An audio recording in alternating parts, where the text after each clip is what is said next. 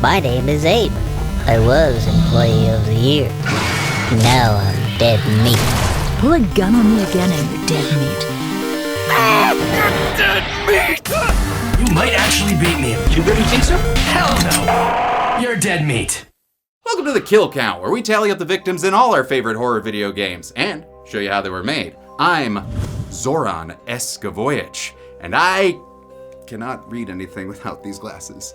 But luckily, we are here today to cover one of the greatest games of all time, Resident Evil 2. Released in 1998, 3 times. Then in 1999, 3 times. Then again in 2003, until finally being remade in 2019. Which is the game we'll be covering and comparing to the original. Resident Evil 2 picks up a few months after the events of the first game. This time following Claire Redfield, younger sister to the first game's Chris Redfield. She teams up with rookie cop Leon S. Kennedy as they face a full-on zombie apocalypse in Raccoon City, shooting and puzzling their way to the truth behind the always evil Umbrella Corporation. After the surprise success of the original Resident Evil, development started immediately on a sequel. The original game's director, Shinji Mikami, served as producer this time, while Hideki Kamiya worked as the director. He was originally the chief planner on the first game, and would later go on to create the Devil May Cry series. Mikami wanted this game to have a different setting from the first, but with a similarly enclosed environment. He landed on a police station as the game's initial setting, because that's where you're supposed to feel protected. Unless you're in a horror movie. There's so much death in police stations in horror movies. The original game was scheduled to release in May of 1997, but as the deadline creeped closer, writer Noboru Sugimura realized the game was in need of substantial rewrites, and producer Mikami agreed, stating the current game was just no fun. So it was scrapped at 60 to 80% completion, much to Capcom's surprise. But for those of you who are interested, that game does live on as a fan-reconstructed playable version that was actually made from a black market purchased 40% original build. Definitely worth checking out. The rewrites involved changing the game's protagonist from Elza Walker to Claire Redfield, and this was done to create more of a connection to the first game. They also refocused the game on the mysterious G virus, while overall making it feel more like a Hollywood action film. To compensate for the year-long delay, they actually released Resident Evil Director's Cut, which unfortunately gave us this music.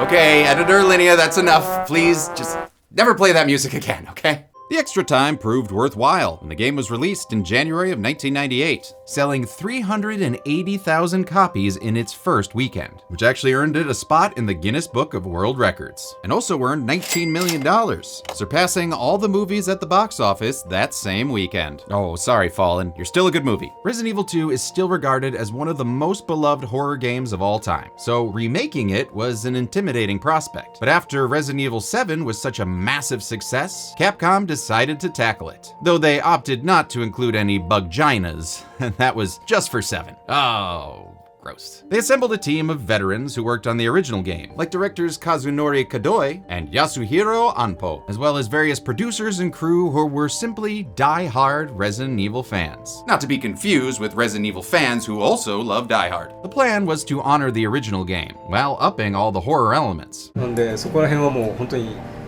2よりかはサバイバルホラー感はオリジナルよりかはあるかなとは思いますね。 And honestly, it really works. Resident Evil 2 does exactly what a remake is supposed to do. It keeps what was great about the original while trying new things and taking advantage of the improvements in technology. Now, I played the original Resident Evil 2 years ago on the N64 and I absolutely loved it. I still think of that liquor falling through the ceiling. Okay, yeah, I didn't want to think about that. Still freaky. But I think the team at Capcom did an amazing job with this remake, giving us the familiar, but changing things up to keep us on our toes. I have a couple gripes, but the main one is that these Walking Dead really like walking and hate staying dead. That was the same guy? He took all my bullets. Which caused a lot of problems when actually, trying to count these kills. So, how am I gonna go about that, you ask? Well, like all kill count games, much to my chagrin, we count everything. That's right, we're getting zombies, lickers, people, animals, zombie animals, whatever this guy is, and bodies, bodies, bodies. Not that one. And just like Resident Evil 1, this game allows you to play as 2 different protagonists. I'll be focusing on Claire's storyline like I did with Jill in the first Resident Evil kill count. I also did a second run as Leon, but much like the first, they share a lot of the same gameplay. So I'll just be checking in on his differing story beats along the way, and then counting all his kills in a murder montage at the end. Clear as custard? Great! How many what the? Okay, what happened to my Resident Evil 2 set? You know what? I'm not setting this up. Hey! You rang, sir. Yes, I did. I need you to reset. Just tell him that we don't offer an in-suite ice cream buffet. What is that even? I'm sorry. Is there a problem? Are you talking to me? No, sir, no problem at all. No problem at all, sir. I'm at your service, sir. You'll notice that I'm using the latest technology from today's sponsor, Raccoon. Yes, they're essential open earbuds. Their open ear design makes sure I can take my calls and listen to my tunes while still hearing the world around me, which is why I'm able to attend to the needs of guests like you and hotel matters at the same time. No, Cedric! When I say keep tabs on him, I mean keep tabs on him! I'm sorry, is there a problem? Should I? No, nothing to concern yourself with, sir. Nothing at all. Terribly sorry. In fact, let me send up a complimentary pair of these earbuds as means of apology. Oh, that'd be really nice. After all, these are great for more than just the workplace. Their lightweight design and adjustable ear hooks makes them perfectly formed to your head for all day wear. I use them when I'm working out, enjoying a book, and brainstorming ways to catch troublemaking little brats who think they're so smart! What are you talking about? Nothing. Nothing at all. Seems like you're gonna kill a kid. Did I mention that they have multi-point connection to seamlessly switch between multiple devices and 36 hours of battery life with their charging case, all with sound quality that rivals more expensive brands. That's why Raycon has over 3 million customers. The essential open earbuds are here for the holidays. Raycon audio products are up to 20% off this holiday season. Just click the link in the description or go to buyraycon.com/deadmeatopen to save on Raycon audio products site-wide. Order by December 15th to guarantee delivery by Christmas, because great gifts shouldn't show up late. And your set is now ready, sir. Woo, excellent. How many kills will we rack up in Raccoon City? Let's find out and get to them. The game begins when we press start. Yeah, let's hear that sweet, sweet Resident Evil 2.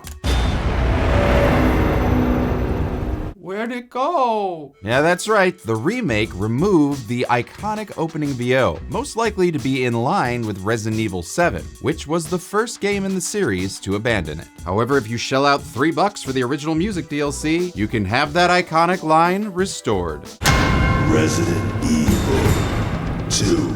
Worth it! The year is 1998, when hyper-realistic Happy Hills hammies ruled the world, or at least this big rig burger boy's mouth. He listens to a radio caller describing an encounter with a woman who's said to look like a walking corpse. Sounds like my wife. Yakov Beardoff, so busy working on his tight 5, he plows right through a woman crossing the street. Oh damn, first that Gage kid, now this? He checks to see if she should go on the count, but her Sadako stare seems to say no. We leave this man to maybe get eaten like his burger and catch up with our hero, Red Jacket, aka Claire Redfield, who's riding into town to find her older brother Chris. You know, from the first game. She stops to use a gas station payphone, and the only thing scarier than all the zombies is seeing how much gas cost in the 90s. Oh, sorry, that sigh was from my wallet. Claire hears a noise inside the gas station that might be owned by Mario. It's me, Zoil! And this is a new location for the remake. The original game opened in Emmy's Diner, but was updated to Mizoil Gas Station, which itself replaced the Taxigo gas station, where I guess you could once trust your car to the service with the stars. I couldn't find a reason for its removal other than to be different, but Emmys did live on in the movie Welcome to Raccoon City. And in these cups that I got from my fellow Resident Evil fan Jeremy Pryor. Damn fine coffee they got here in Raccoon City. That is T-Virus. Claire decides to stock up on the generic beer, hamburger, snack, and whatever the hell Let's Fun cereal is. Oh look, green herb ice cream.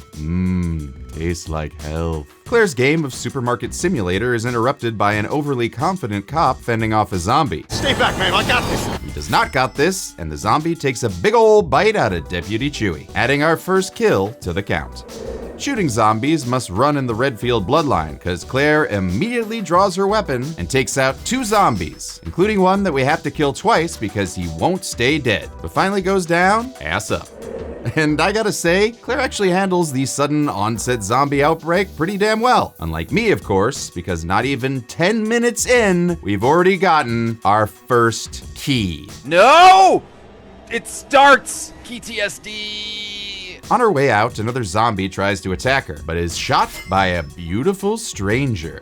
It's Leon S. Kennedy, and that S must stand for swoopy hair. Leon's a rookie cop at the Raccoon City Police Department, and he's having a doozy of a first day with zombies swarming the city, which again, totally cool with. He's planning to seek shelter and answers at the police station, and Claire agrees to go along. They hop into a police car and drive off into the beautifully rendered opening credits. No Resident Evil style live action opening here. However, Capcom did film a live action trailer for the original game's release, directed by the Zomfather himself, George A. Romero. The commercial starred the bold and the beautiful's Adrienne France as Claire, and the late Brad Renfro as Leon, who really just shares some come fuck me looks while standing near some zombies designed by Screaming Mad George of Society fame. He also worked on Freaked. The commercial actually landed Romero the job of writing a Resident Evil movie back in 1998. That would never actually see the light of day. In fact, a documentary was just released this year all about it, and is well worth a watch. On their way into town, they pass a few background bodies. And similar to The Last of Us, I'm gonna total any non-story related bodies at the end of the video to save our editors from having to make an endless amount of kill graphics.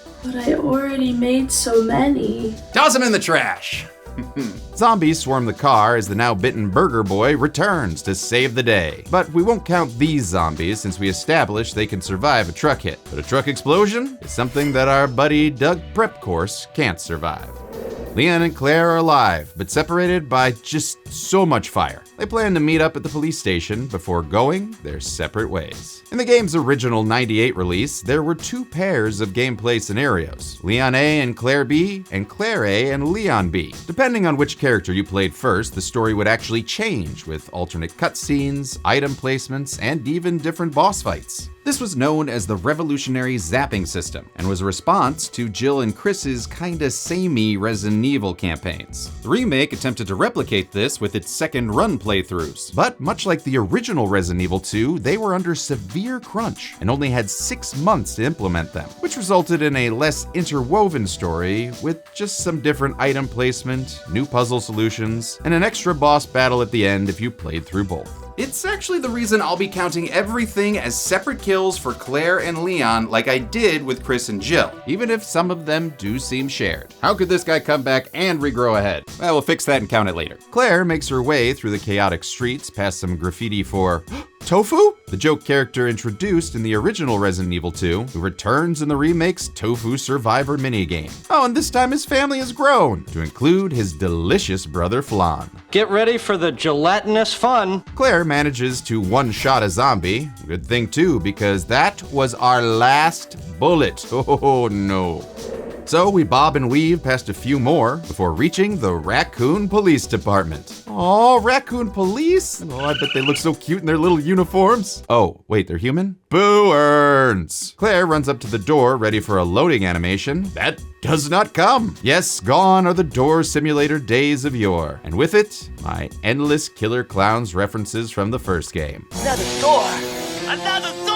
Claire squeezes under a shutter, totally ignoring the keep out sign. But hey, what are you gonna do? Call the cops? They're all dead. An officer yells for help from behind another shutter door, and Claire tries to pull him to safety. But something on the other side of the door has a different plan in mind. Ooh, turns out she's only got the top part of you, as he gets torn in half, Relic Monster style. Okay, new rule. Nobody in this game say you got something. You don't got it. No one's got anything. Gotting is not a thing. Actually, to be fair, we did get one thing, an officer's notebook, which clues us into a puzzle involving 3 medallions gathered from a lion, a miss, and a horned colt. We also get some bullets, giving Claire the chance to kill 4 zombies in a conference room. Yeah, can't do that over Zoom.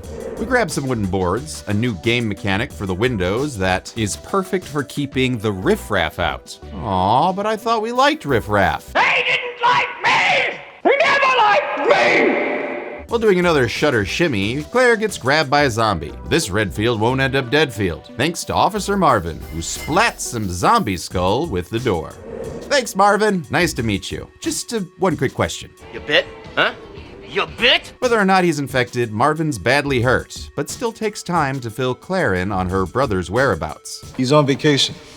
Europe, I think. Oh God, I hope he's not visiting Stonehenge. There'll be nothing left. And that's basically the most connection we get to part 1, since Capcom wanted this remake to stand alone. There are a few nods here and there, but it's a big change for Marvin, whose exposition role went from this: in a mansion located in the outskirts of this city, Chris and the other STARS members discovered that Umbrella was behind everything. To this: there's a lot of theories, but all I know for sure is that this place is crawling with zombies. Marvin tells Claire that the statue medallion puzzle should unlock a secret passage she can use to escape. Who builds this shit? Good question, Ethan from Resident Evil 7. Turns out this iconic police station was actually renovated from an old art museum in 1969. 1 year after the Umbrella Corporation was founded. And we all know how they love to put puzzles into everything. Claire says it's dangerous to go alone, so Marvin says, take this. And after turning on her talk tangle, it's a radio. Right. She leaves Marvin to lament the fact that in the original 1.5 version of the game, he was a fully playable side character. But hey, at least you fared better than Roy, who was cut out of the game entirely. See you later, Mr. S. Kennedy. Claire uses the notebook to win big at the MGM Grand Lion slot machine.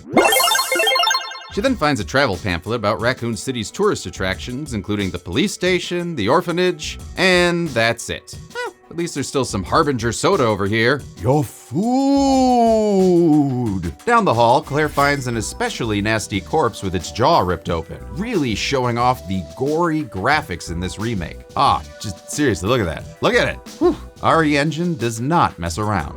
The RE Engine, also known as the Reach for the Moon engine, is a proprietary game engine designed by Capcom for Resident Evil 7. It replaced the MT engine that was used during the PS3 Xbox 360 era, which itself was supposed to be replaced by the Panta Ray engine in 2011 for the PS4 game Deep Down, that I was super excited for, and died in development hell. The RE Engine bested its predecessor with improved anti-aliasing, volumetric lighting, faster animations using modular rigging, and allowed the use of photogrammetry, a process that allows capturing overlapping photos of objects or people to process them into 3D models. It's been used in every Resident Evil game since Part 7, and creates a new level of immersion that's unrealer than unreal. I mean, seriously, look at that hand animation. Oh, I hate those veins. But that's probably the only graphic kill we'll find in this hallway. Oh God, how did that guy get impaled through the face like that?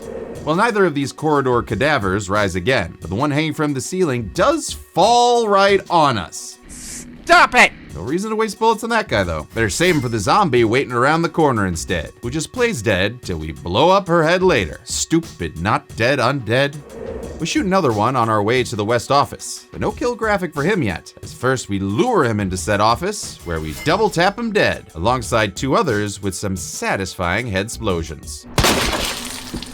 The sound effects for the zombie gore were recorded practically in a Foley studio to get that authentic, visceral quality. There were no sounds reused from the original, partly because audio director Kentaro Nakashima and his team created a revolutionary real-time binaural audio system, the first ever stereophonic sound technology of its kind. It was designed to create a 3D soundscape that allows you to pinpoint where each zombie moan is coming from. Of course, I just prefer to turn on visual sound effects. No, I got footsteps! I got footsteps! In the West office, Claire finds an operation report from September 28th, confirming the existence of the secret tunnel that Marvin mentioned earlier. We then take down a one-armed man like we were Richard Kimball, who does not want to stay dead.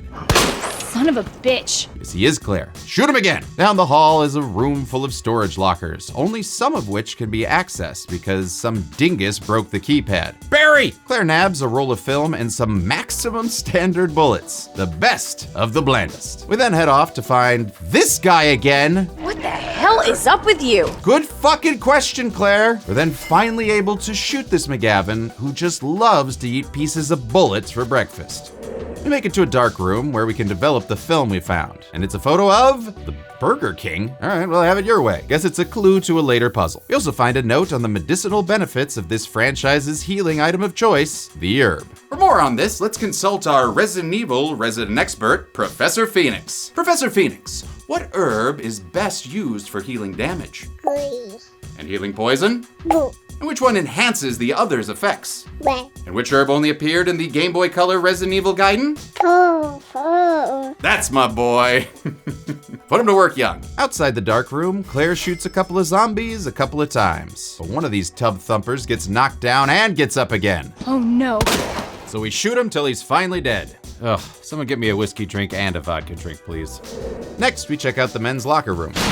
Jesus, tap dancing Christ, I forgot about that. And we'll add this jump-scaring cop cat named Wes Drucker to the count. While not named in this game, a note from Resident Evil 3 reveals Wes got bit while trying to escape and locked himself in the locker to make sure he didn't harm anyone, including his buddy Hector. Oh, that's nice. And sad, since he's one of the few people who became infected but didn't turn, so he just died alone in a locker. Oh, that's not nice. Now that we're thoroughly depressed, we grab some flame rounds for a weapon we do not have, and a portable safe with a brilliant little mini game that reminded me of the Tiger Electronics Lights Out one. The safe yields a spare key that I'm cool with, and then I find a spade key that I'm not. Damn it! And yes, I may hate collecting keys thanks to the first Resident Evil, but I sure do love puns, as Claire nabs a hip pouch, expanding her inventory and granting us the incredibly named achievement, Hip to Add Squares. Goddamn, that is the best achievement name in the world. Thank you. We also pick up Some Guy's Scribblings, which is a note that reads like an early John Kramer draft. You yell about justice and pride, but how many times did you go against me, your own superior? Yeah, you're such a good cop. So good you had to die. Man, this is fun. I need some music for this. Oh, how about this? Now it's time to check out a red book from the library. It's a book that's red, potentially calling back to the first game, or just being a book that's red. Claire then takes out 3 Vasta Necratas in order to bring some silence to this library. We pick up the Fabio Sparklemane medallion, Everybody get some unicorn flakes. and head back to the main hall to debrief with Marvin, who shows us Leon on the security cams outside. Oh my god, he made it! Of course he did. Nothing bad ever happens to the Kennedys. On the way to catch up with Leon, we prove how over zombies we are already. Shut up. We then grab a weapons locker, I won't say that word, card, and find the Burger King holding the famous redstone. Careful though, might be a djinn inside there. But before we can give the Burger King statue a hand, an entire helicopter crashes outside. Any survivors? Nope. But hey, there's an alive Leon. Leon! I'll be right there! Damn it, I love that head nod. Claire doesn't have the key to unlock the fence between them. Oh, are you sure it's not one of these? One of these keys? So Leon's second runs off to his own story. And what's Leon been up to this whole time, you ask? Well, he found a whole mass graveyard I had to count. Okay, so we've got 12 marked graves, except this one isn't marked. Does that mean there's nothing in there? This is a terrible way to start my second run. And then there was that job fair poster featuring Brad Vickers, the STARS Alpha Team pilot that actually appeared as a zombie in the original game, dropping a special key if you killed him that would unlock alternate outfits as well as a sweet 6-shooter for Claire. In the remake, Brad's role was shifted to Resident Evil 3, because let's face it, that one needs all the story it can get. The rest of Leon's time spent doing mostly the same puzzles as Claire, but man did I have a hard time with his playthrough, as the game did not want to give me any bullets. And suddenly, zombies were taking 20 shots and still not staying down. This is all due to the remake's adaptive difficulty that actually wanted to challenge me after I played too well as Claire. This of course resulted in way fewer kills, way more dead Kennedys, and way more angry guesses as to what the S stands for in his name. Leon, you stupid jackass. Back in the A story, Claire tries to contact Marvin on her Tamagotchi. It's a radio. Oh yeah, that's it. But he's not responding. So Claire picks up the latest Fiona Apple album and snips the chain on the door to get back inside. She's not the only one, as a zombie enters with all the grace of my child flipping over the couch. Claire makes him go night-night, then she takes out 4 more zombies, including this flamey fellow. You okay, buddy? No, you are not. Claire makes it to the Stars. Office, which is the home base for the Special Tactics and Rescue Service we followed through the events of the first game, that of course included Claire's brother Chris. She even sees his jacket on the wall, referencing the Queen album Made in Heaven, and that's the same Bohemian Easter egg she has on her jacket. Claire tries to use the computer to access the armory, but it says to please insert your dongle key into the USB port. Oof, maybe not. Last time I did that, I got suspended. So we leave the office, only to witness someone get pulled into the ceiling and eaten by the game's most iconic new monster, the Licker.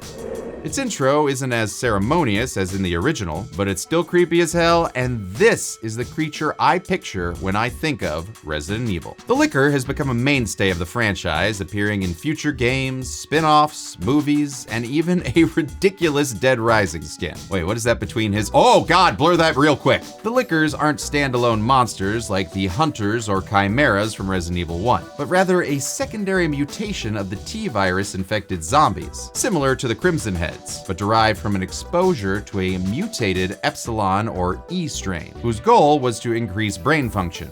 And boy did it, literally exposing their big brains, but removing their eyesight. While highly agile and vicious with bony claws and barbed tongues, they're only able to hunt by sound. So the best way to avoid them is to make like my grandma and creep around as slow as possible around them, yeah? Blind bad guy ending in liquor. Where have I been traumatized by that before? Well, best take the notes advice and grandma it up. Oh, hello, Mr. Brain Man. It's just me, Grandma Claire. Would you like a hard candy? Oh no, he wants blood. He wants all our blood. And to be responsible for our first player death of the game. Well, thank Capcom for autosaves, something the original game did not have. And also thank you to Jillian in the live stream chat for pointing out that Lickers are weak to fire. So we grab a grenade launcher with flame rounds that we got from using that weapons locker, still not saying it, card. We then stay as sneaky as a John Turturro to put our first Licker on the count. You dead? You dead? I think you're dead. Okay, enough murder, time for puzzles. All right, what do we got? Let's see, that goes there, this goes here, and faster than you can say Nathaniel Demarest, we've got a red gem. What was that? In the hall, we finally try out our DLC gun, the Samurai Edge, Albert model. A special model of Beretta designed by Kendo of Kendo's Gun Shop for the two-faced villain of the first game, Albert Wesker. Using it to kill a zombie with far too many shots, so I guess this gun sucks just as much as Wesker.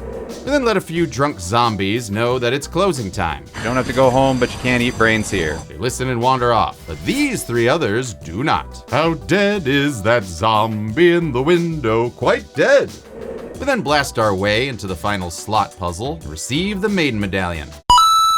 Now we can unlock that secret ton— oh god, a Licker! Did James send you to end my reoccurring avatar bit? Well, at any event, we firebend his unskinned ass before also taking out Jack Reacher over here. Back in the main hall, we use 1, a 2, a 3. 3 medallions to open the, well, you know. Claire tries to get Marvin to come with her, but he's clearly infected and tells her to save herself. She thanks him and leaves him behind. Claire heads down the stairs to find a little girl who gives us an ominous warning.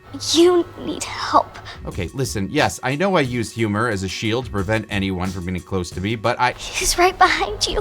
Oh, that's what she meant. Yep, it's a murderous monster with a Silent Hill pipe and an arm eye of darkness. This myopic monstrosity pulls Claire into a fight that goes on for far too long and uses up far too many bullets before he unceremoniously just falls over a railing. Ugh, this was much easier in the original game.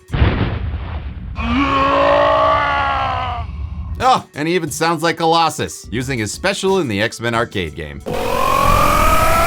Spam that button. The little girl is Sherry Birkin, who I spent my playthrough calling Sherry Baby, in reference to the Four Seasons song, not knowing that's actually the inspiration for her name. Sherry asked Claire to help her find her mom, a busy scientist at Umbrella Corporation, who left Sherry at home alone. Claire wasn't in the first game, so she doesn't know how evil Umbrella actually is, and that they're the ones responsible for creating the T-virus that's turned this town into a Romero film. Sherry tells Claire that her dad is gone, and Claire can relate, also being an orphan. They reach the entrance to the parking garage, but can't open the gate without a key card. Ugh, feels gross just saying it. Luckily, this gun-toting mustache man has one. Too bad he's the pissed off and super corrupt chief of police, Brian Irons. He threatens Claire's life to get Sherry to come with him. What are you gonna do to her? None of your fucking business. And Claire doesn't even flinch when he tries to intimidate her, proving to be the badass I fell in love with in Code Veronica. I'll get you, you fucker! A definite step up in voice acting threats over her brother. You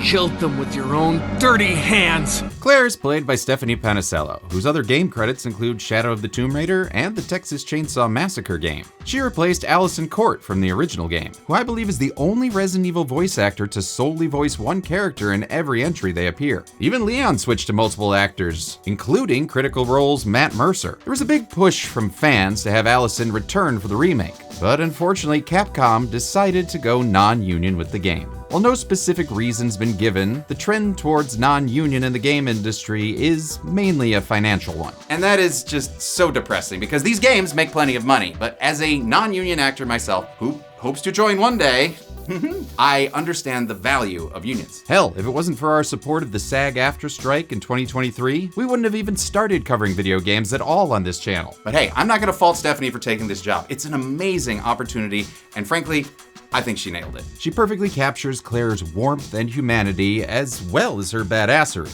And as much as I love Allison, I think Stephanie is a worthy successor who truly gets the character.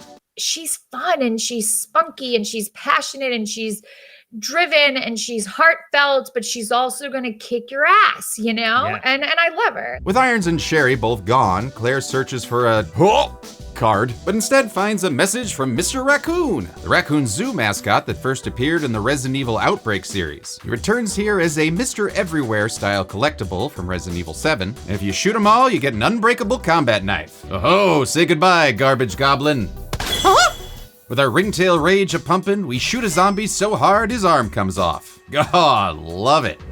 A good guy storage box yields a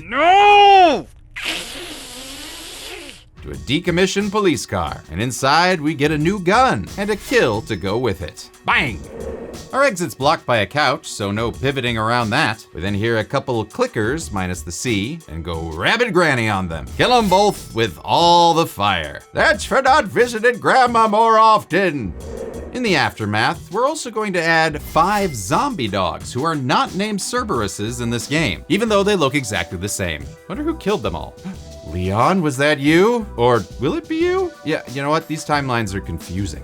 Speaking of which, in Leon's playthrough, this parking garage panic unfolds differently. He's attacked by not Cerberuses and saved by the mysterious Ada Wong, who claims to be investigating Umbrella for the FBI. In the original game's development, Ada was actually an Umbrella lab worker named Linda, but that was scrapped when they changed course, instead connecting her to the first game where she's searching for her boyfriend. That's actually the one that used her name as a password. It's a really fun small connection to the original. It makes me ask, why did they change it in the remake? Do yourself a favor.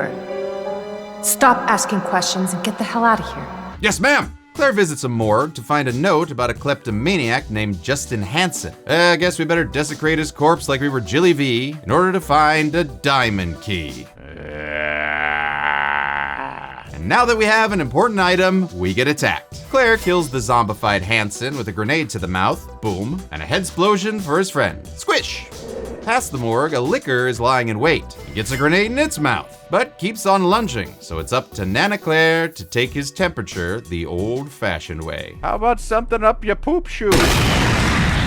We reactivate the elevator that's only for general use. General use? And we reach Iron's office that's decked out in all kinds of taxidermy that, oh dear. Oh, do I need to count all these? Little help, Writer Addison? Okay, so you didn't count any taxidermy animals in the first game, but you did count a bear skull in the quarry. Okay, but that was story relevant, and these animals, you know, who knows? They might even be fake. There's a log. Damn it! Guess we're adding 20 animals shot by Irons to the count, including Toka, Razor, and I guess the last dodo in existence. But I'm not counting this notebook pig because we don't see her. That's right. I'm picking and choosing. Behind the Iron's throne, we find some incredibly incriminating emails that reveal Irons was accepting bribes from someone with the initials WB. Looks like this Warner brother will do anything to keep that Batgirl movie from being released. Oh, and they also want Irons to keep the events of the first game quiet, much like the higher-ups at Capcom, and up security around his lab so he can complete a project called G. Oh, interesting. Quick question though. Why did he print these out? We finally find a self-swinging parking garage permit, but it's locked up in a little cage with a broken power panel. A repair shop letter informs us that there are 2 missing parts we'll need to fix it. One in the east storage room and the other in the clock tower. We saved the clock tower for later, and Claire picks up a relief that does anything but bring me relief as it puts another key in our inventory. But hey, we needed to get to a new area and Raccoon! Sorry, where was I? Ah, yes, endlessly picking up items, like this companion cube for the power puzzle, and a very, very large gear. We're also able to pick up 2 kills on our way to an interrogation room. Who killed you? Who killed you? Oh, right, it was me. Inside, we pick up a jeweled box. Whoa, wait, this item looks important. Every time! The liquor's 2-way mirror entrance is met with 2 ways of exiting from its life, with knives and fire. The jeweled box is then unlocked with the Stone of the Sacred Fire. And now it's time to make your wish. Okay, I want a STARS badge. Done. Hey, thanks! The other power panel part is in the clock tower, but we have to get the chopper to not be on fire. We find a leaky pipe that needs to be redirected alongside 2 zombies that need to be redirected onto the count. We then find a switch that lets us extinguish the fire. All right, so now we can just take a stroll around the corner and oh no, here comes Mr. X. Well, should be easy to get. No, he can open doors. Okay, we can just go up the. Oh, he can climb too! And Mr. X is technically named the T-00, one of the 6 tyrant models set loose upon the city that includes Resident Evil 3's nemesis. Mr. X is part of the T-103 line that was the successor to the hardy T-02 tyrant we fought in Resident Evil 1. The nickname Mr. X is actually not used in game, but rather was popularized in other materials like the strategy guide and novels by S.D. Perry, which I've read all of, because I'm a fucking nerd. At the time of the first game, Mr. X was also a term used for government spies. But honestly, I like it because it sounds all Sex and the City-like. As I fled through the halls of the abandoned police station, I couldn't help but wonder, was I really running from Mr. X? Or just running away from my own insecurities? Oh, no, I'm actually running from Mr. X. Ah, he's trying to kill me! Claire manages to evade Mr. X long enough to torch a liquor. That's right, burn, Brainy, burn! So we keep exploring while Xy stomps around like a dad at 6 a.m. Knock it off! I've got an early morning push puzzle! Which you may have noticed are actually absent in this remake. The push puzzle was a staple of the original as well as most late 90s games. It was left out in favor of more modern puzzles like codes, combos, complete the circuits, and chest plugs. Wow, a lot of C's in there. In fact, they created an entire puzzle team to come up with them. There was one guy who was just a puzzle fiend. He was super into puzzles, and he'd come up with some, and some were just so intellectually out there that we couldn't use them. Another liquor attacks Claire while she's trying to rearrange the furniture, and this time she's not quick enough with the flame rounds.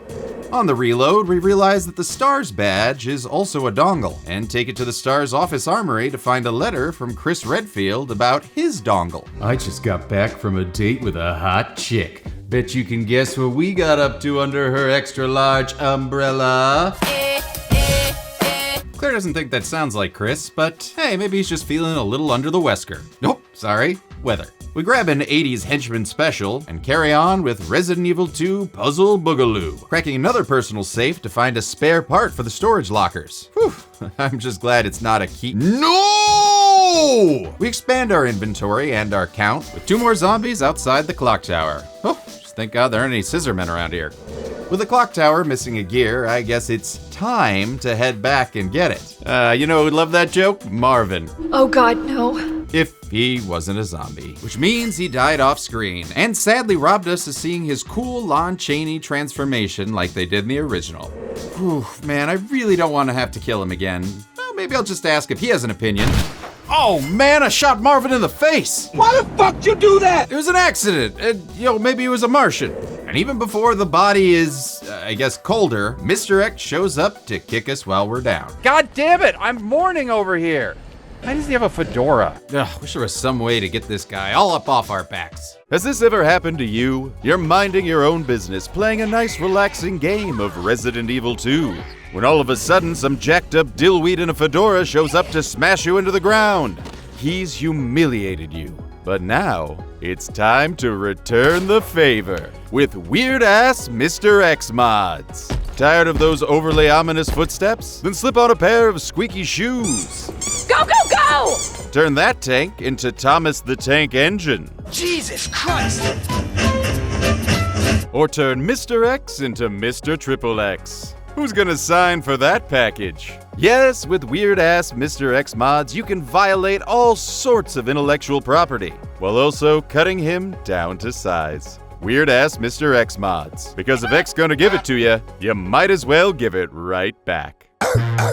We get to the clock tower and make Mr. Bell ding, getting us the last power part, so I guess we'll go back to the puzzle and— oh god, Mr. X is here! Oh, he's surely gonna kill us and oh, he kinda just stopped there. Alright, looks like we found the only weakness to this man dressed like an undercover Ninja Turtle. Save room doors. Where did they come up with this stuff? We're able to escape the X-Man before making this zombie an X-woman. But not like in a transition way, it's still a woman, they're dead. You get it. We solved the power puzzle, easy, but then are faced with the most terrifying puzzle for any Gen Z. A rotary phone.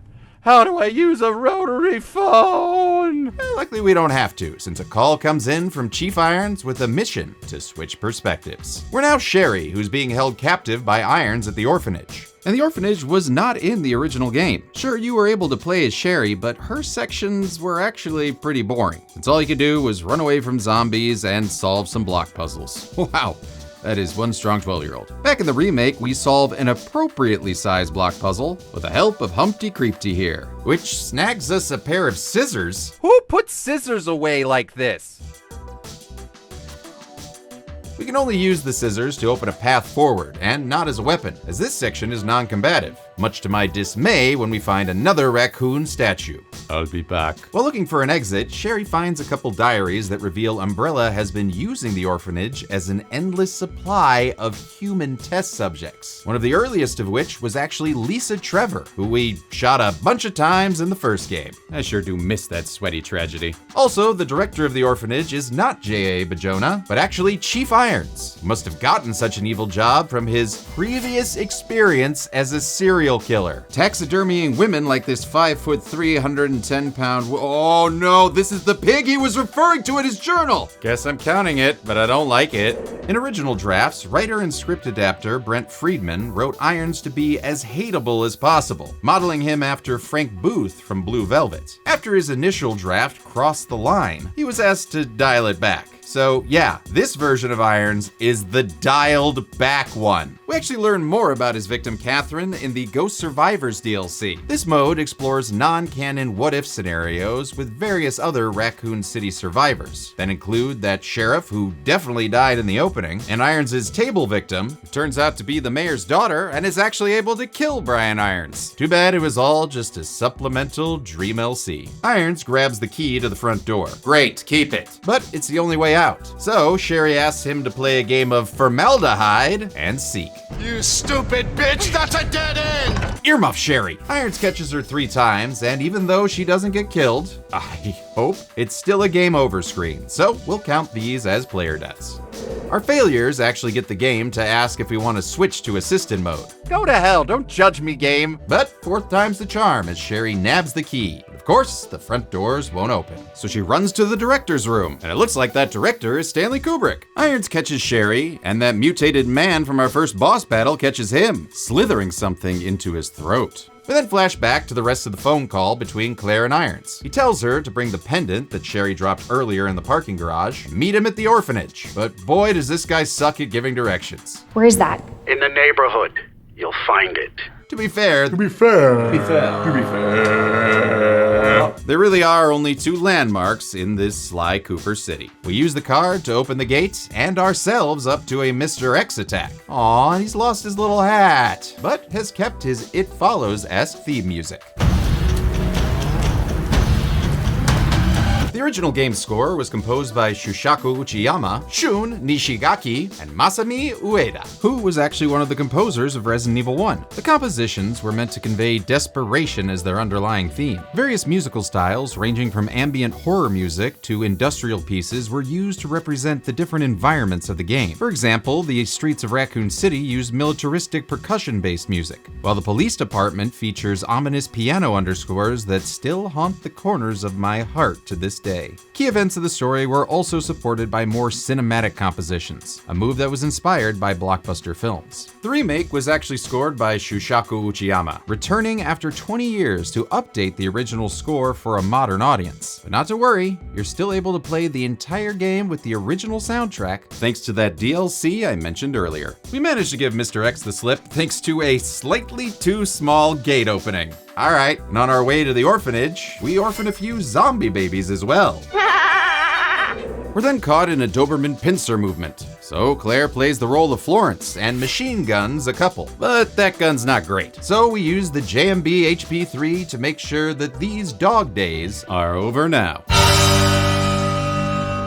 We finally reach the orphanage. That's gotta be the orphanage. Very good, Claire. And over in Leon's slightly different Kennedy's world, he meets a reporter named Ben Bertolucci. Hello, human. A line that feels like it's calling out Leon from the original. Hold your fire! I'm a human! And that human actor is Paul Haddad. And much like Allison Court, he was not brought back for the remake, instead being replaced by Nick Apostolidis, who did a great job and is a huge Resident Evil fan. My personal favorite is Paul Mercier, the original Resident Evil 4 actor, because when I first played that game, that guy in that performance, he inspired me to start acting in the first place. Haddad did, however, get to voice the cleaner in the Resident Evil-inspired Daymare 1998, which sadly was his final role before passing away in 2020. R.I.P. RPDOG. Leon's able to escape the parking garage with the Ada Wong. Nothing dies down here. I know, it's been so hard to count. Seriously, they just keep getting back up and I have like no bullets. Instead of going to the orphanage, Leon and Ada stop at Gun Shop Kendo to find a letter from Jill, nicely tying this game into the events of Resident Evil 3, which you better believe I'll be covering next season. Oh man, does that mean I have to wear a skirt? In the original game, you meet Kendo early on as he tries to seduce you with his Canadian charms. Ooh. Sorry about that, babe. He's then killed pretty immediately, but in the remake is given a much more heartbreaking storyline as he's trying to protect his infected daughter, Emma. Mommy. Let me sleep, babe, honey. Okay? And I'm gonna put you to bed too. Oh god, he can't possibly mean... Oh, no. Game Dad don't like. Game Dad don't like. Well, this human moment is so devastating that I'm actually going to add it to the count, even though it's in Leon's story and isn't fully verified with a body. As a fellow dad, I think Kendo would have wanted Emma to be remembered. The decision to update Kendo's character came from writer Brent Friedman, who was originally brought on to simply update the original's dialogue and make it less cheesy. But I love the cheese.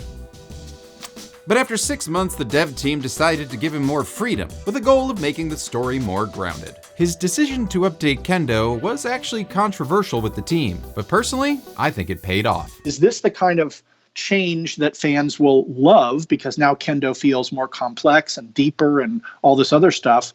Or is it going to be like, no, where's Kendo? Where's the Kendo we love? I'm still right here, eh? Inside the orphanage, Claire finds that Mr. Raccoon from earlier. I told you I'd be back. There's also a letter from the director providing an additional horrifying detail that the rest of the orphans were disposed of as a precaution. Oh no, do I need to put orphans on this count? Nah, I never met them. Fuck them kids. Oh, thank God. Wait, did you just say fuck them kids? After confirming that Claire isn't a vampire, Chief Irons appears out of nowhere to show us where it John hurts. Good riddance, you human piece of garbage. Well, at least he can't hurt anyone anymore, except me, of course, since this place is filled with more taxidermy animals. Ah, what are you looking at, Man-Bat? A broken man who's counting stuffed animals, that's what. Time to head down into the sewers, where we can find Sherry. Oh, I can't wait to hear what she's been up to. Anything? No? All right. Mr. X chases the girls into an elevator, giving us a real good look at his mimic face before the mutated man from before slashes him in half, exterminating him, at least for this playthrough. Eyeball Magoo then jumps on top for a Guardians of the Galaxy ride. Oh, hope I get the Jackson 5 song this time. Claire's knocked out, but wakes up to find a woman shining a flashlight in her eyes. Hey, she kind of looks like Sherry. Oh God, how long were we asleep? What happened to you, Sherry? My daughter is not your concern. Oh, it's Sherry's mom, whose name is Annette Birkin. This Umbrella employee is looking for Mr. Mutant, who she keeps referring to as William. She says he's evolving faster than expected, but runs off before we can get any answers. How berry of you. A nearby note clues us in to what's going on. William's been exposed to the G virus, also known as the Golgotha virus. It's designed to turn humans into biologically superior creatures that run on pure instinct and are virtually unkillable. Oh, awesome! That's great news for the kill count. Furthermore, the infected subjects are driven by a desire to implant embryos into humans with DNA that closely match their own. You know, like their children. Daddy? Spoilers! But yes, as gross as it is, it looks like William wants a Sherry. What an intriguing idea! Over in Leon's playthrough, Annette actually appears in a confrontation that ends with Leon getting shot, with Ada becoming the temporary playable character. It's another new section for the remake since Ada's previous solo outing was basically the same as Sherry's. Wow, that is one strong 24-year-old. She removes her Disney censoring Toontown trench coat to go full Jessica Rabbit, wandering around in high-heeled boots, a cocktail dress, and a choker she decided to wear for covert fieldwork. Like you do. You're beautiful. She uses an EMF visualizer to hack into available tech, which mainly means blowing up these big fans. And I am not a big fan of this section. It's an interesting idea, but the lack of ammo and Mr. X's appearance make this all very frustrating. Though I did enjoy Annette trying to burn Ada alive. You'll never get your filthy hands on the G. Now I'll never get my filthy mind to believe you're talking about a virus. Eventually, Annette traps Ada in a pit with a pipe in her leg. Claire enters the sewers. Now I'm gonna smell like shit, literally. And further into my heart. She finds a cable car and kills 3 zombies, 2 of which wind up in a compromising position. Boys, come on. Don't get us demonetized. We find printed out emails written to Director Owens about the contamination of Nest, the underground Umbrella Corp lab. We don't have to worry about that till the 3rd act. Also, we don't know who released the virus, or more importantly, who keeps printing out these emails. My money's on Ben. Hello, human. Claire jumps down a broken lift to a lower level where she overhears Annette reprimanding Sherry for leaving the house alone. Oh, young lady, you're totally grounded. By which I mean she's put in a pit underground. Claire picks up a note from the CEO of the Knights Construction Company, and boy, oh boy, do they commit to a gimmick. Because the only way to unlock the door that leads to Sherry is a puzzle with a bunch of plugs shaped like chess pieces. Okay, it has to be so annoying to have to actually work at Umbrella. Oh, I forgot my wallet. Okay, let's see. Got the rook, got the bishop, got the pawn. The king is through the sewer, and the sewer has the alligator. I'll be poor. While searching for Bobby Fischer's puzzle pieces, we shoot 3 zombies and ask, are you guys really dead? Huh? Okay? Alright, good. Now to relax with a dip in Wonka's chocolate river. Wait, that's not chocolate. Okay, well, at least nothing can be worse than having to wade through poop. I shit corrected. Ladies and gentlemen, meet the G-Adults. The G-Adults are actually the failed offspring of One-Eyed William from whenever he impregnated someone with differing DNA. They start out as G-Young, which we first saw burst out of Chief Iron's belly, and eventually grow into these behemoths that'll vomit on you with their Demogorgon head dicks if you get too close. We managed to keep our distance, killing one with all our machine gun bullets. Yep, just all gone. Whatever. We take a worker's lift to a room with, yay, another hip pouch. It's hip to be square. Oh, we got an important item, so zombies swarm the room. We're ready with a flame round before dipping out. Bye! But when we go back up, they're still alive and magically not on fire. So we shoot 2 of them and make a run for it. Just when we thought it was safe to go back in the water, Claire gets grabbed by another G-Adult. It gives her the full Reagan McNeil, and the P in this soup stands for poison. So we rush back to take a blue herb. before relaxing with a movie we picked up earlier. In the footage, William chugs like all the viruses ever before killing more of the USS Alpha Squad, including Kirkpatrick here, who's now become a dead body cam. The rats we see lapping up the virus are actually what caused the Raccoon City outbreak in the first place. In the original game, the T-virus made all these animals in the sewers very, very big, eventually forcing out the T-virus infected rats, who ended up contaminating the local water supply. Claire's not a fan of this flick. Glad I watched that. God, I love Claire. And writes a review with bullets on these 5 zombies' corpses. Heading back through the sewer tunnels leads to a secret room with a locked box that can be opened with that badge dongle that we forgot in our item box. So we kill a G-adult on our backtrack that kinda sounds like a xenomorph when it dies. And after even more backtracking and interruptions and getting poisoned, we finally make it to the fabled box. Whoa, what treasure will we behold? It's a suppressor for a gun I don't even use? That's what I did this for? Fuck off! Yes, now we can have a silenced machine gun. Who cares? So we return to backtracking and running around looking for chess pieces, which is basically all the sewers is. And it's no different in Leon's side of things. Well, aside from the giant alligator, who was a full-on boss in the original game, but is now just a chase scene and a Jaws reference. Chew on that, you overgrown son of a bitch. On the bright side, we cracked the code of killing the G-adults, thanks to our upgraded SLS-60 revolver that now has high-powered rounds. We use them to finish off 3 G-adults in a row, plus their little babies. Haha, easy, wheezy, beautiful, covered in vomit girl. Claire grabs the spark shot weapon that I barely used, but more importantly, we get all the chess pieces. Haha, so now it's checkmate for a zombie and another G-adult as we head to unlock the door. We solved the puzzle, and wait a minute, we just did kind of an important thing. Does that mean? Yep, this Burkoff's back to murder our face. Unless, of course, we can beat him in a high-stakes crane game. If you time things wrong, Claire can get creamed by a shipping container. Surprise, motherfucker! But timing it right, we'll take out William, but still won't kill him yet. I'm so sorry, Sherry.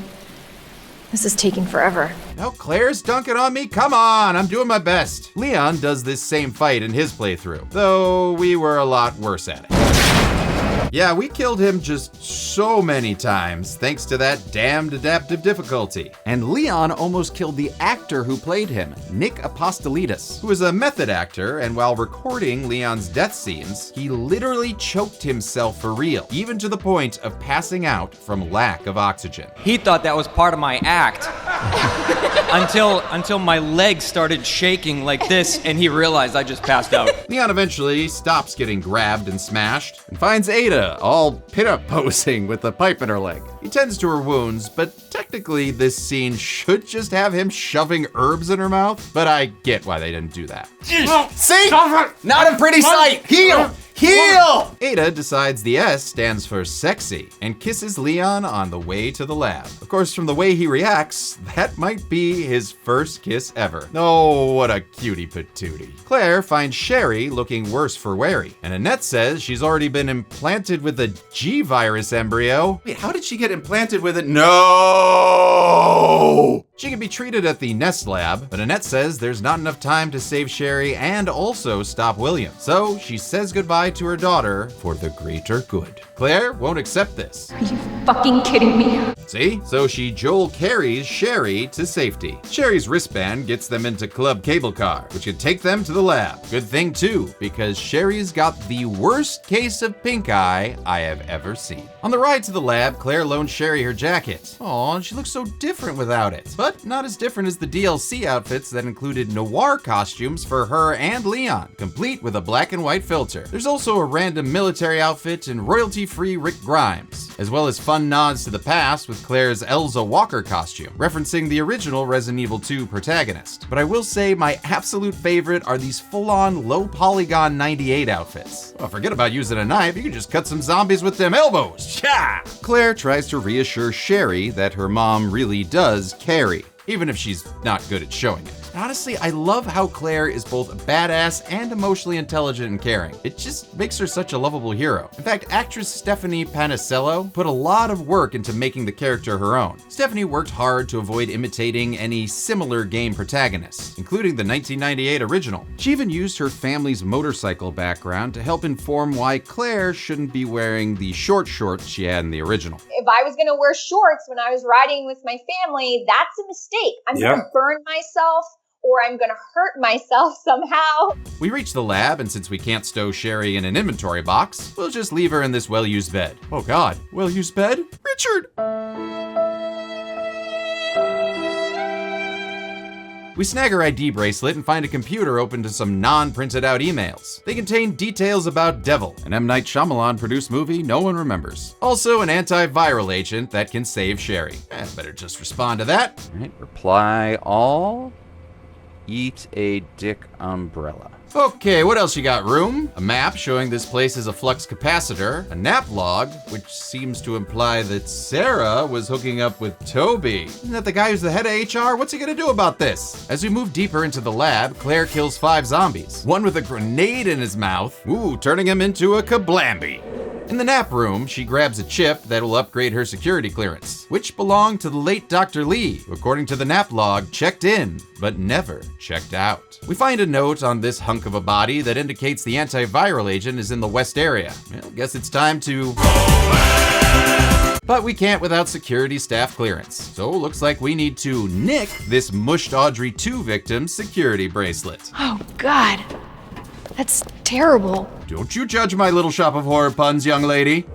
Time to welcome you to the jungle, Claire, where we've got fun and games. We've got everything you want, including zombies wrapped in vines? No one wants that. These plant zombies, or plombies, as writer Addison likes to call them, are actually called Ivy. They're all that remains of the Umbrella staff who were implanted with seedlings from Plant 43, the big green mother who's taken over this place. The Ivy in this game are kind of a callback to the more bipedal design of Plant 43 in the original Resident Evil 2, without the acid-spitting flower heads. In the remake, Plant 43 is more of a giant mother plant, actually connecting it more to the Plant 42 design from the first game, without of course ever mentioning the original game. Why you hate it so much, Remake? All these plants are hard to kill, but an herbicide solution could be, well, the solution. Of course, in order to get herbicidal, we'll need to place a cartridge into a dispenser, add the required amount of solution, and cool it immediately. All right, no problem. We should be able to, and the machine's locked up with a missing code. Awesome.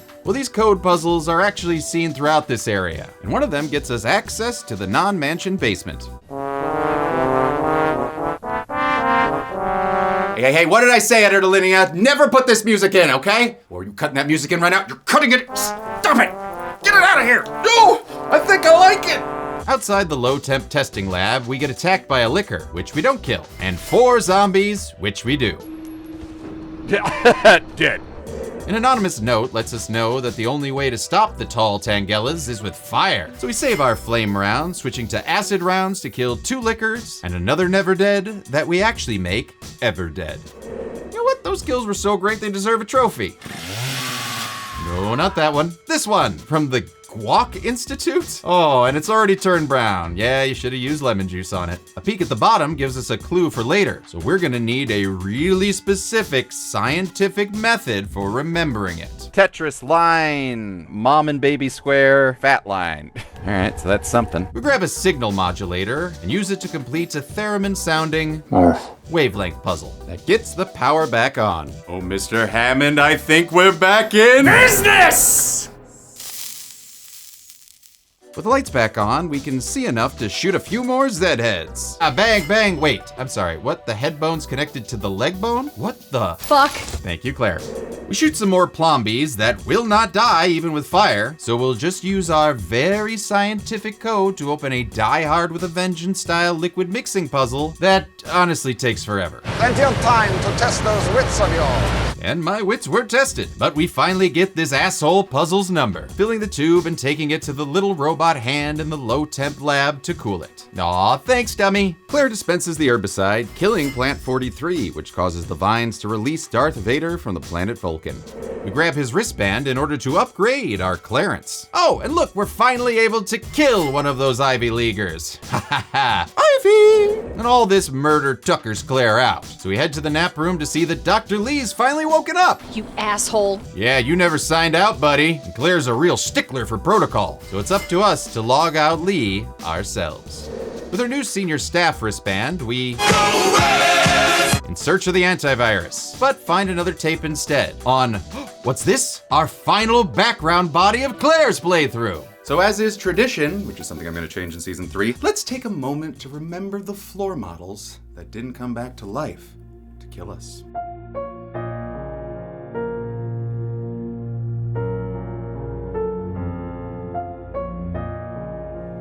Mommy, I want to see the raccoons.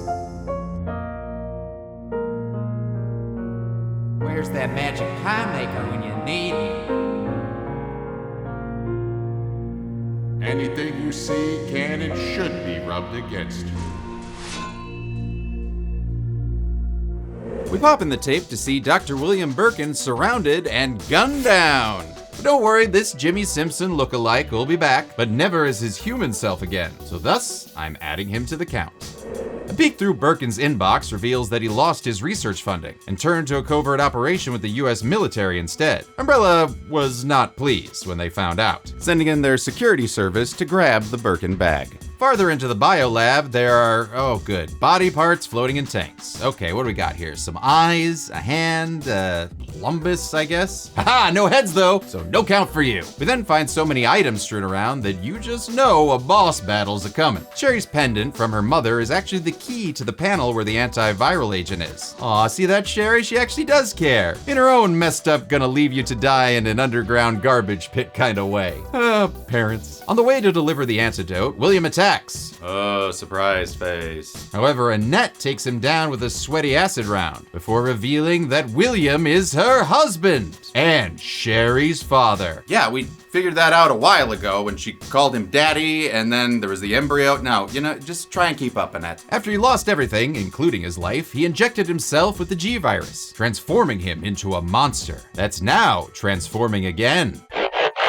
Willie B grabs Annette with his strong hand, injuring her. Claire then gives Annette the antivirus and tells her to take it to Sherry while she handles William. Oh, guess what? Looks like it's Birkin boss battle time! The battle, much like the original game, consists of running and shooting and running and shooting and running and whoops, okay, apparently dying at the claws of William H. Slashy. On our second go-around, the eyes have it, as we focus on his very glowy weak points until William collapses with an explosion of gross yellow pus. Ew. In Leon's version, William attacks after Leon grabs a sample of the G virus for Ada, hoping that G will help him lose his V. And it's basically the same boss fight, which doesn't make sense when you tie it into Claire's story. Unlike in the original game, where if Claire fought Birkin in the lab, Leon would actually avoid that fight entirely, instead focusing on getting Sherry into the train safely. Yet another example of how integrated the A-B playthroughs of the original were, and how lacking the rush second runs of the remake were. After the Birkin battle, Annette warns Leon about Ada, telling him she isn't FBI. She's a mercenary planning to sell the G virus to the highest bidder. Whoa, wait. The woman in the cocktail dress and the indoor sunglasses isn't FBI? Say what? Yes, it's up to Leon to decide whether he believes the woman who kissed him or the one who shot him. By the time Claire gets to Sherry, she's cured and doing much better. A little less dramatic than the original game's curing scene. Come on, Sherry, wake up! Wake up! Please wake up! Claire? Where am I? It worked! Annette, on the other hand, is in bad shape. Her injuries from William's attack are too much, and after apologizing to Sherry for everything that happened, she dies. A much better death than in the original, where she just gave us an endless note and, I assume, peed a little. Annette! With her mom dead, Sherry's looking to upgrade. I'm so lucky to have you. Okay, well, hey, kid, we just met and, oh, look, the place is gonna self-destruct. Gotta go. And we've got 10 minutes to escape. Much more generous than the 5 we got in the original. We use our time wisely to mow down a flame bee and another plant non-versus zombie. We find a train and a minigun Claire just casually straps to her back. Ooh, Ooh, damn. You know what? I'm gonna call you Claire Deadlifts Field from now on. We turn the power on and get a call from Leon. Oh, hey, Leon. It's so great to see you. You know, we should probably meet up and... Don't worry about me.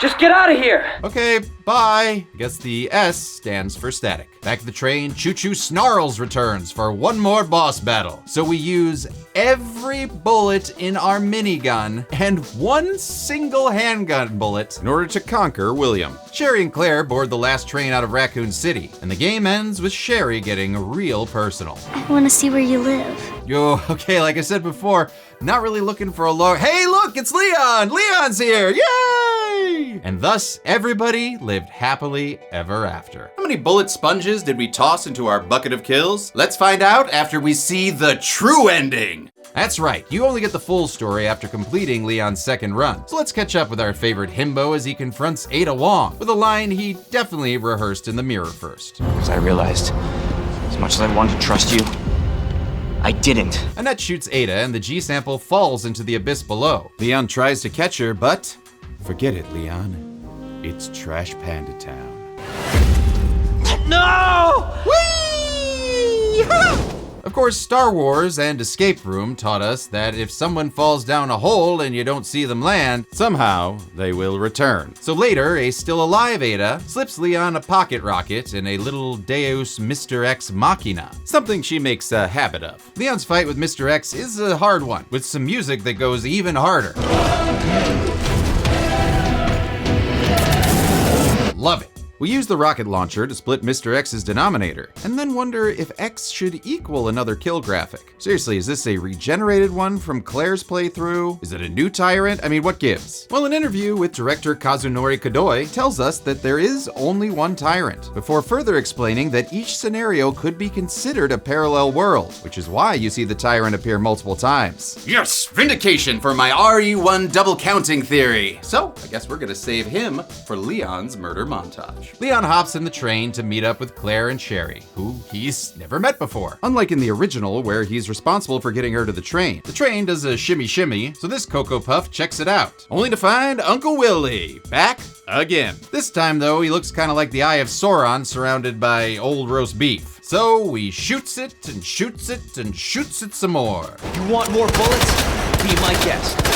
Okay, where was that sentiment during our entire playthrough, Mr. Kennedy? Well, it doesn't matter since Claire's sick of this mother-killing William on this new mother-making train. She uncouples the car just as Leon stabs William with gushy results. Aye, aye, aye. He hops to safety, and we'll add Bloody D William to our main count because we wouldn't have gotten this battle without Claire's playthrough as well. Wave bye-bye to Daddy, Sherry. Bye! The game actually ends with the trio walking together, finally safe. And what luck, you've got a ride. Rude fucking dude. They all agree to stick together. Maybe to find Chris perhaps or something? You know, Claire, you're pretty accepting of his Europe story. Unlike in the original's Claire B ending. Chris, I have to find you. Oh, love that guitar riff. But writer Sugimura did not love that line. Turns out director Kamiya actually snuck that in during the recording session, which pissed off Sugimura since he was writing Code Veronica at that point and was now forced to add Chris to that game.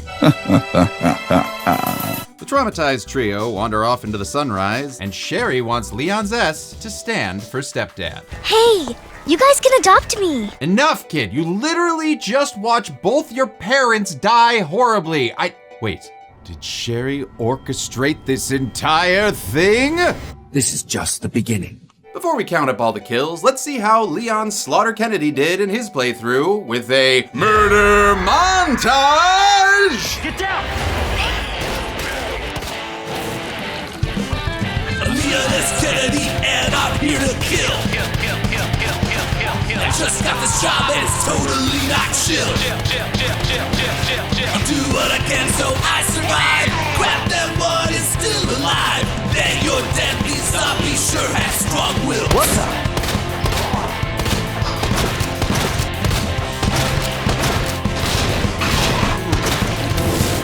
I'm running low on bullets, but I'm still popping heads. I'll switch to the knife to make sure they're all dead. I killed so many with my fire, they're tougher than Michael Myers. I'm starting to think, oh God, get off my leg! I shot but it takes time. I said see you later to a gator. Chew on that. Ain't got kills. Sure wish I'd bang her. Like you. Let's lock in and finish on. Oh, come on. Shoot your stupid hat off. Please stop getting up. Please stop getting up. Let's finish up with zombie doggies. Crap, I forgot the background bodies. God damn it! Do I have to count these? Yes, we do. So let's add 69 more.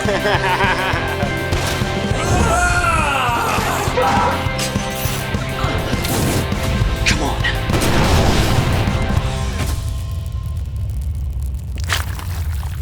Let's hope that's the last of them. Counting and recounting all these rapidly resurrecting raccoon residents definitely left me dead inside. But how many actually got left on the count?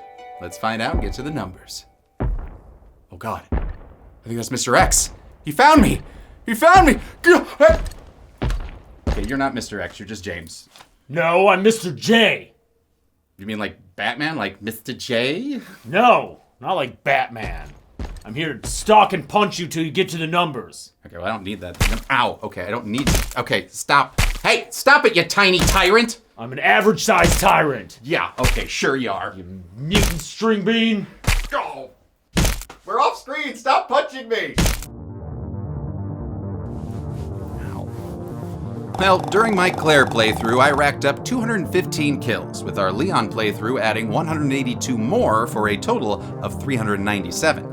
Breaking that down further, we have 23 humans, 143 zombies, 14 lickers, because I love them, 25 animals, 60 other bioorganic weaponsy monsters, and 132 background bodies.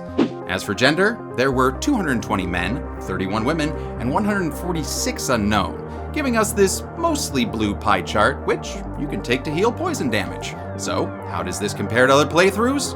Well, thanks to evilresource.com's exhaustive enemy cataloging, we estimated the most kills with no background bodies would be 318 across both characters, playing on the highest difficulty, of course.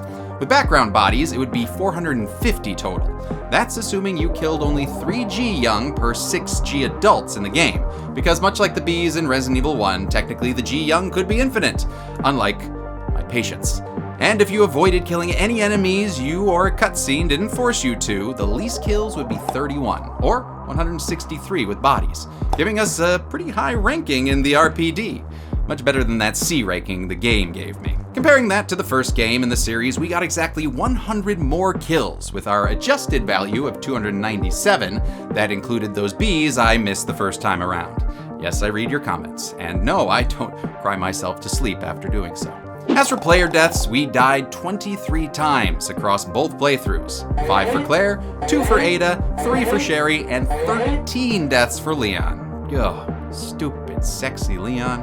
With a combined playthrough time of 17 hours and 25 minutes, that gave us a player death on average every 45.4 minutes, and a kill on average every 2.6 minutes. I'll give the golden chainsaw for coolest kill to Mr. X in both Claire and Leon's playthroughs, since the director said there is only one tyrant. Birkin casually tearing half of his torso and making sure he can't Amazon return that trench coat is incredible. But just as incredible is when Leon vaporizes half of him with a rocket launcher, leaving only his legs and partial rib cage behind. Yeah, die you stupid pants. Dull machete for lamest kill goes to the 3 zombie dogs Leon shot in their cages. I mean, I'm sure there are things that are lamer, but I still feel really bad about shooting those dogs.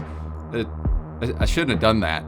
Yeah. And the royal reload for best player death goes to Leon getting eaten by an alligator. Most of the deaths in game were just zombies eating us or falling over or getting hit by crates ad nauseum. So seeing Leatherhead make Leon dead stood out in the best way possible. And that's it. Resident Evil 2 was released in 1998, 1999, and 2003 before getting remade in 2019. And thus we conclude Season 2 of Kill Count Games. But not to worry, we're gonna be back in the spring with a whole new season. But until then, I'm a man who avoided saying Leon's middle name is actually Scott, and this has been the Kill Count. On the next Kill Count. One night, in a small town like any other, 17 children woke up at exactly 2:17 in the morning, got out of bed, and ran into the dark. And they never came back. The only common thread between them was their third grade teacher, Justine Gandy. Why just her classroom? Why only hers? That's the question tormenting everyone in this traumatized town. Look at what you did! From Zach Kreger, the man who made Barbarian, comes Weapons. It's scary and funny and has a great cast, but that's all we're gonna say about it right now. What the fuck? It's just better to go in knowing as little as possible. Doesn't that seem strange to you? No, it's a great way to experience a movie. Just enjoy the ride. This week, wake up at 2:17 in the morning to watch Weapons. Then on Friday, run, don't walk, to check out the kill count. Only on Dead Meat. Get out of my store! Fucking help me! Weapons can currently be watched on the pictured streaming platforms. Dead Meat always recommends you watch the movie for yourself before its kill count. It's the only way to have your own properly informed opinion. Kill counts are never meant to replace the experience of watching a film. We did it. Another season of Kill Count Games is completed, and it would not have been done without you fine folks. So, And only us. Yeah. No, I want to also thank Sarah and Linnea and Josh and James and Chelsea and Tim. And Tim? Tim was traveling today, so he couldn't be here for his bits. So I'm upset with Tim. No, I love Tim. Tim is amazing. Also Bella, but she's all tied up right now. I love Michael as well. I also want to take a moment to thank Jeremy Pryor, who donated all of these Resident Evil 2 props here. Addison, I love you, but get out of the way. Yeah. We gotta see Jeremy's props. My God, his collection is incredible. We're back in the spring. Yeah. And stay tuned to Dead Meat for information on what that is. Until then, I'm still going to be streaming. I'm going to be doing Patreon streams where you can subscribe and watch the actual kill count playthroughs. And then every Thursday, I'm going to be doing streams on the Dead Meat Presents channel. Also, we have a holiday Christmas live show coming up December 14th in Los Angeles. And this one is hopefully going to be bigger and better. From the whole team here at Dead Meat, the ones that are out in the ether and the ones that are on set right now, remember to be good people.